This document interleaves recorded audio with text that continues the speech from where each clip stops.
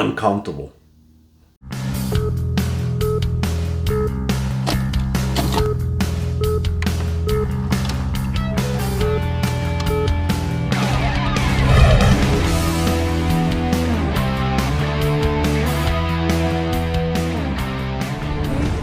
What's going on, people? Alex Thorne here, and I'm just a rock and roller who in his downtime likes to watch movies while wearing a bandana.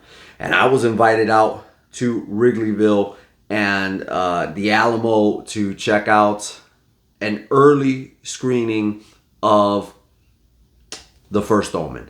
Now, ever since I saw the trailer to The First Omen, I've been on an Omen kick watching this entire series for the first time, and all the reviews will be available on this channel, along with a ranking that'll be coming out soon as well. This is different. The very first half of this movie, actually the first two acts of this movie, to me, do not feel like an Omen movie whatsoever, especially when I'm coming off fresh off of watching this Omen series. So I'm used to seeing Damien, and it wasn't until the third act, which we'll get into later, but it wasn't until the third act that I actually felt like I was watching an Omen movie. And then it wasn't until halfway through the movie that I understood why we were following this nun in this orphanage. I completely, for the first half, was just like, why is this about women now? And it's like, oh, the woman who's birthing Damien, which this is set up for. It's kind of hard for me to speak about this movie just because, as I said in the opening, it was very uncomfortable to watch. We also finally get to see the Jackal, or glimpses of the Jackal, that have been referred to since part 2 in this series. Now, the premise of this movie is a woman who starts to question her own faith when she uncovers a terrifying conspiracy to bring out the birth of evil incarnate in Rome. We actually follow Nell Tiger Free, and she, has been in the system and devoted to Christ her entire life. Now she's at this orphanage, finding new ways to devote her life and give back and get closer to God. But she's always had visions. She's always been considered the bad girl. And she comes upon somebody else in this orphanage who is also considered a bad girl, who's constantly being in trouble. As she's caring and looking after these girls, she continues to build a bond with this particular troubled girl, only to find out that this troubled girl could be the mother of the Antichrist.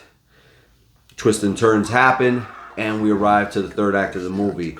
There are some scenes in this that are visceral. They get pretty graphic about certain things. I'm just gonna talk about one particular scene, and it's not going to spoil anything for you because you already know that this is a prequel to The Omen and that Damien will be born.